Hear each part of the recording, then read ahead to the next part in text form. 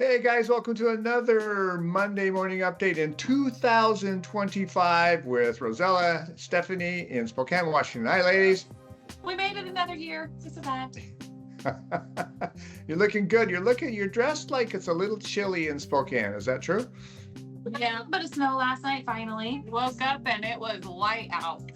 All right. I know that we have something planned here. We're going to do a little tour with future videos and just some guys of the area. And Steffani and Rosella are going to give us a little history, I think, and they're also going to tell us what's going on with the market there and so on. So, where are we going to tour to today, ladies?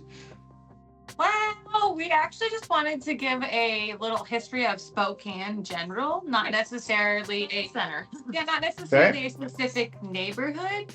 Since it's a new year, we figure let's just do our main focal point and then we can target it on outside neighborhoods. Yeah. I like it. Good. Where shall we begin? Well, the heart of Spokane, the very, very beginning. It started long ways back in the 1800s back.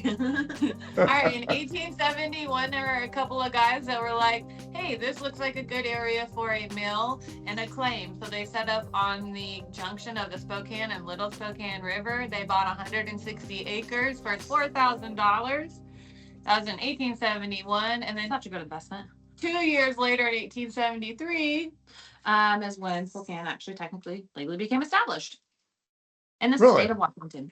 Yep, in 1873. Do you know what the guys' names were? Stratton was the original guy that owned it, and he got bought out by two men, James something. What's James? I don't remember all of James's name. No. It was James. It was two brothers, though. I do know that. It was James and his brother that bought it out from the Stratton family that owned it before them. Okay, and do I understand they incorporated it into a city at that time? Or is that what you mean? Not in 1871. It took 2 years, and then after 2 years, it then became a city. Also, not just because of that, there was a couple of factor reasons.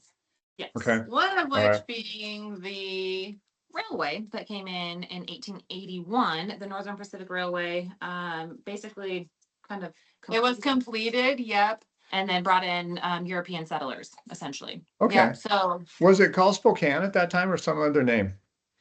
It was actually called Spokane before, just Spokane Falls. It didn't have the E on the end. And then the E was added during the Great Fire and when the city hall was rebuilt and everything like that in the 1880s. 1880s. 1880s. The late 1800s. Yeah, in the late 1800s. So yeah, it's actually been known like Spokane Falls for a long time for its duration. Okay, and now you have to expand a little bit on the Great Fire. What happened there?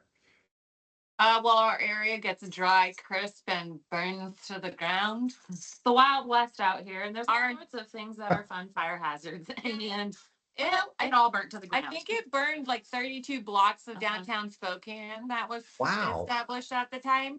So a lot of Spokane had to get rebuilt. So that's one big reason we don't have some of our older history from the 1800s, even though we were here and established, we had suffered some little whoopses with Mother Nature. Catastrophic. What year was the Great Fire? Do you remember? 1889, I want to say. 1889. Wow. Okay. I think so. Yeah. So not very long after, but could you imagine, so think of this, back in the Wild West days, like, I think it's so cool when you get to go and actually see some of these historical pictures from Spokane. And it's literally like just the dirt town, like you got your horse and buggies and all the things. And I'd say it's the Wild West because that's what it was. It's cute. And this was actually a port town. This has been a port town for almost as long as it's been established as well.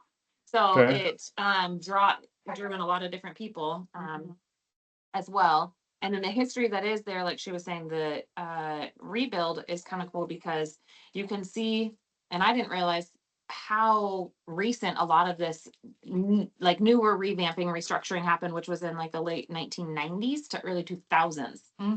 So a lot of the history that is in Spokane is recycled, changes over the years, generations. Yep. Got it. Okay, and what's happening to the city now? What would you like to update on us or highlight? We did a quick little search for downtown Spokane just to give you guys like a rough idea of price points, kind of what you can get if you were to look in downtown Spokane. And I will name a couple of different neighborhoods, if you will, just because that way it gives parameters for people to follow. So basically, like your Browns edition over to, I would call it like the U district, so Gonzaga area, and then basically right there at the I-90 stop. Lower South Hill, right? Yeah, and then going up towards the just barely north of the river before you get to that North Hill area. So that little small rectangular area, if you will. Yep. Okay, that's kind of like central Spokane. Is that what you would call that? Yep, I call that basically downtown Spokane. Downtown Spokane. All right. If you're ever shopping downtown Spokane, you know that you're not going to really find a home to live in downtown. It's more condos, apartment, going to be that sort of setup. Multi-use buildings, because again, which was the first established neighborhood in Spokane? Browns Edition, which Browns Edition has these beautiful Victorian and craftsman homes, and then over the years they've been kind of subdivided into fourplexes, 6. Some of them still have 2, not very often, but so you can go in and find these really cute apartments with the brick, and they're so beautiful. And they're super cool. But anyway, so our low point, if you wanted to get in low kind of condo that needs a lot of love, and I mean a lot of love for refinishing, how much would that bad boy cost you? That one's sitting at $115, and it's a 1-bedroom. One bathroom, like 500 and something, like 550-ish square feet.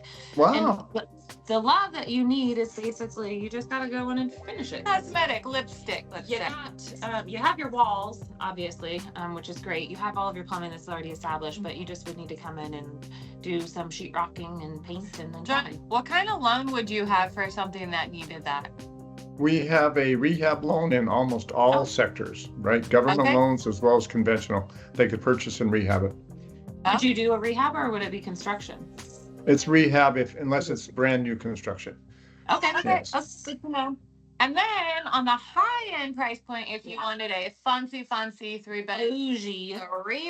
condo on the river, that bad boy would cost you what? $1.8 million. Oh, there's a bit of a spread there, ladies. Okay. It's okay. Your surprise is so funny. Okay, so what's even funnier about this is that particular condo that is 3 bedrooms, 3 bathrooms. I love this. Someone you might be married to will really love this area and would really like to invest in a condo in this particular establishment. Got it. Which is called the Upper Falls condos over by. Oh, they're overlooking the river and falls and everything, right? Right next to the steam plant and the Spokane Arena. Yep. Oh, that'd be nice. I get it. That's a nice area. Yeah. So back to the $115,000 condo. Let's say you go in and you fix that little guy up and it looks really, really cute and you do everything you need to. What's that going to be worth when you're done? Well, fancy you ask that. There were a couple on market. Oh, our average price point for the condos right now are sitting right around $419 downtown Spokane. I do believe the $419 price point was going to be for slightly bigger than a 1-bed, 1-bath. So some of probably $325, I would say, give or take, depending on how high end some of your finishes actually are. Sorry about that if you can hear some of our disturbances. We like life, and life just keeps on happening around us. So you guys handle life well. There's no problem with that whatsoever. Do you have anything about $325? I was thinking for a 1-bed, 1-bath downtown condo, unless you had some of more of the fancier amenities or a particular I think would have to get you a little bit bigger, actually. So I would think, in a nice building. Yeah. I just think there's such a wide range of price points for the condo we just sold. What did that one end up closing at? Downtown with the young lady, and she had that was $100,000. That's wow. That was a cute one too. That one was just, and it was a 1-bedroom. No, that was 2-bedroom, 1 bathroom. It's more than 100. Wow, there is quite the range. Dang, that was completely livable. Had a really cute fireplace. That was cute. I didn't realize that. But that one was actually technically in the valley that you're thinking of. We were looking right on the skirts. It was like right on the border of it. Seal the deal. Okay. There's so many cute little condos that are downtown. I mean, we've had several different clients that we've helped shop for, and we've always enjoyed them.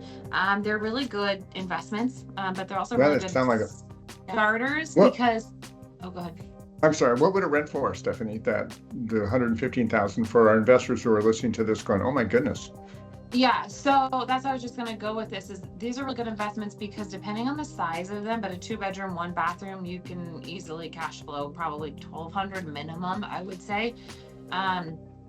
Even $1,000 if you wanted to go really super conservative. But some of our condos, like I just have some folks that I just helped get into a house. They were paying $2,200 a month for a 2-bedroom, 2-bathroom with a garage apartment. Oh, wow. So there you go. There's a wide range again for your rental income potential with any condo because amenities obviously make a big difference. If you have off-street parking, if you have alley parking, if you have an above ground, or if you're a ground level unit, there's such a wide range. But the one thing, sorry, I don't know if you're going to go with this. With these condo purchases, you have to be really, really careful to read like the bylaws, the CC&Rs, because not all units, I guess, can be rented out short term. Some of them have to be as long as a year, but 6 months to a year at least for the tenants for short term. And the other thing to consider as you're getting your financing options and looking at payments, there's always an HOA due. Look to see what those are and then what the reserves of the HOA are. Also, another silly thing, I had a client that was really big on this, is downtown parking. You have to park your car somewhere, and not all these condos offer parking for you as a tenant. And some of the parking costs downtown monthly can really add up. So that was something that deterred a couple of buyers that I had for the area, just as a note to know for cost. Even though some of these places are a little cheaper, there are costs with the HOA, parking potentially, and some of those extra amenities. Amenities cost you in some way, shape, or form. They always do. Yeah.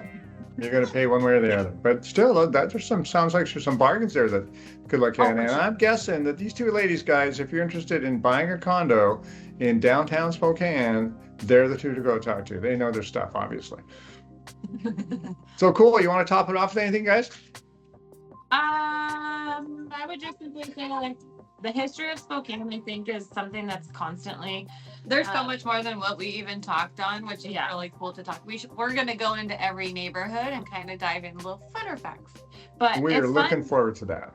I do know we're going to do Brown's Addition because Brown's Addition is actually our oldest neighborhood in Spokane. Yep. And so we're going to start with that one. We'll highlight some areas and go around.